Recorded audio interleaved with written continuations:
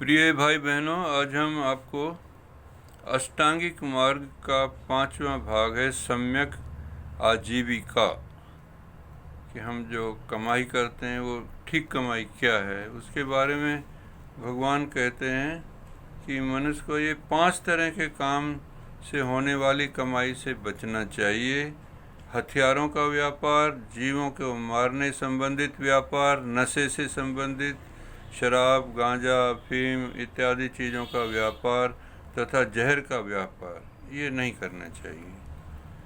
दूसरा, भगवान कहते हैं कि कुछ अच्छे काम हैं, कुछ बुरे हैं, कुछ भले हैं, तो जिसमें किसी की हानि होती हो अथवा किसी के प्रति अन्याय होता हो।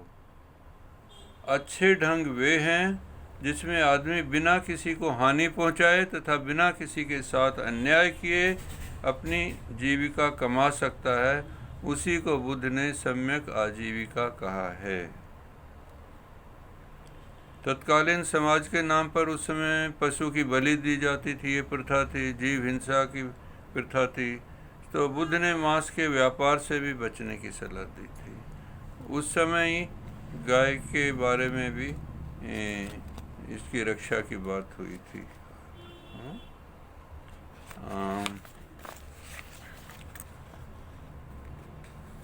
बुद्ध ने ब्याजखोरी को भी उचित व्यवसाय नहीं कहा है।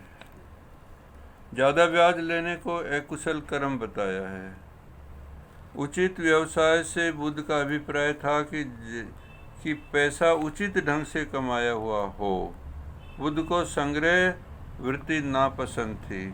भगवान बुद्ध एक बार कुरु जनपद के कमासपुर नामक ग्राम में ठहरे हुए थे। आनंद को संबोधित करते हुए उन्होंने कहा कि काम और राग होने से ही वस्तुओं का आदमी संग्रह करता है और संग्रह होने से उसको अधिकार मलकियत होती है और मलकियत होने से लोभ पैदा होता है और लोभ अधिक होने से धन संपत्ति ज़्यादा कमाता है और उसका स्वामित्व पैदा होता है।